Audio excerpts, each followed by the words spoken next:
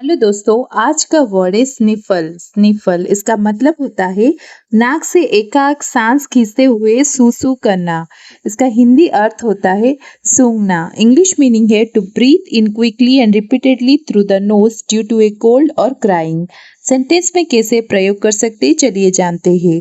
He could not stop his sniffles, यानी वो अपनी सूंघें नहीं रोक सका। इसी के साथ मिलते हैं एक नए वीडियो में। ऐसे ही चैनल के साथ जुड़े रहिए, हर दिन नए नए वर्ड सीखते रहिए। चैनल को लाइक शेयर सब्सक्राइब कीजिए। धन्यवाद।